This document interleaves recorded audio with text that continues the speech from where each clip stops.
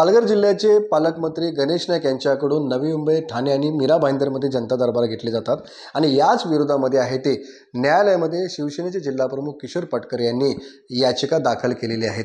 आपल्यावर या ठिकाणी किशोर पाटकर आहेत. सर, तुम्ही न्यायालयामध्ये गेलेलात, काय कारण आहे? कारण खूप सिंपल आहे. मी IAS ऑफिसर, क्लास 1 ऑफिसर सर्व तिकडे अख्खा दिवस बसलेले बघितले.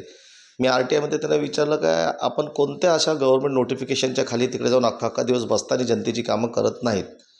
तर त्यांचं उत्तर आलं मला RTIमध्ये निरंक, कोणतंच नोटिफिकेशन नाही किंवा असा कायदा नाही. दुसरं मी त्यांना विचारलं काय आपण आतापर्यंत तशा किती समस्या सोडवल्या, त्याचं पण उत्तर आलं मला निरंक.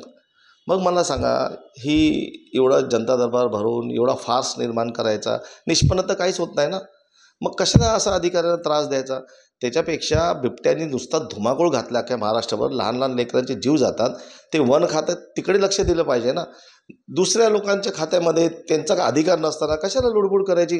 कोणताच मिनिस्टर वन खात्याबद्दल कधी काय बोलतो काय, मी इकडे काय करणार? फक्त ह्यांचंच हे चालू आहे. तर मी ह्या गोष्टीच्या विरोधात न्यायालयात गेलेलो आहे. मी जनता दरबारच्या विरोधात गेलो नाही. अधिकाऱ्यांना न बोलवता त्यांनी पाहिजे तेवढे जनता दरबार लावावे, पण अधिकाऱ्यांना वेठीस धरू नये.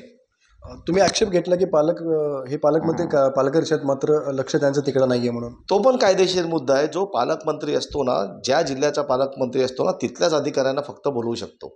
बाकीच्या जिल्ह्यातील अधिकाऱ्यांना तसे बोलवू शकत नाही. ते पण फक्त त्यांच्या खात्यातलं. हे मला RTIमध्ये समजलेलं आहे, म्हणून मी कोर्टाचा दार ठोठावला आहे. कुपोषणावरती पण तुम्ही आक्षेप घेतला जिल्ह्याचे?